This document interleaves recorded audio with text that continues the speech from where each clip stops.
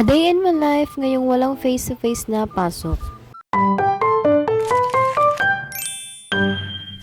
Good morning mga kabashing! Kamusta kayo? Sana ay nasa maayos na kalagayan pa rin tayo.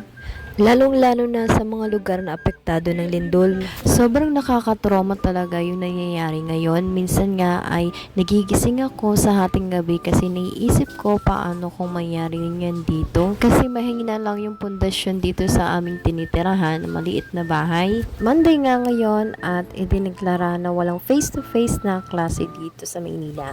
Dahil sa pagtaas ng cases ng influenza, hapon pa nga yung pasok ng aking asawa kaya nagkape muna kami at tinapay. At pagkatapos nga namin mag-almusal ay nagayak na kami dahil pupunta pa pala kami ng palengke.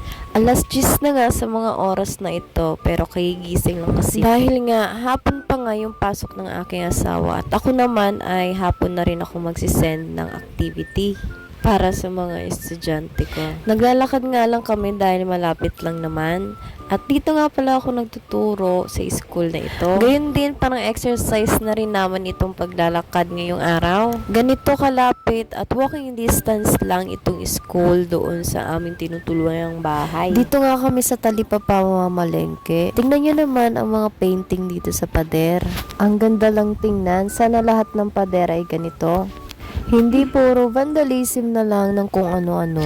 Dahil nga alas 10 na, terik na rin yung araw kaya nakapayong ako. Pero itong kasama ko ay ayaw magpayong dahil ngayon lang daw siya narawan. Andito na nga kami sa palengke at ang bibilihin pala nga namin ay malagkit na bigas. Dadalhin pala namin ito pag uwi sa Nueva Ecija. Wala kasing gilingan ng bigas na malapit doon sa bayan ng Nueva Ecija. 2 kilo nga ng malagkit ang binili ko at diretso giling na. Dito na rin nga ako bumili ng manok para sa lulutuin ko na pananghalian naming mag-asawa. Sumakay na nga kami ng tricycle nung pauwi na dahil meron na kaming bitbit. Tsaka tanghali na rin, anong oras na magluluto pa ako. So heto na nga pagdating agad-agad na inihanda ko yung mga sangkap at nag-umpisa na ako magluto. Chicken mushroom nga pala ang lutuin ko. Inuna ko ang nilaga dito yung mushroom at saka ginisa ko na yung sibuyas at bawang. Ayan, para mas lalong sumarap ang luto mo, palutuin natin ang gusto ang bawang. Char. Pagkatapos, nilagay ko na itong mushroom. Nilagay ko na rin yung manok at yung Nestle cream. After ko nga magluto ay kumain na rin kami.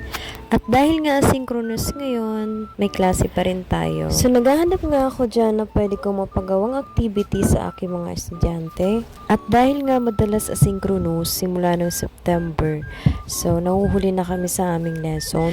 O siya, synchronous time muna tayo. Hanggang dito na lang muna ang aking video. Bye bye!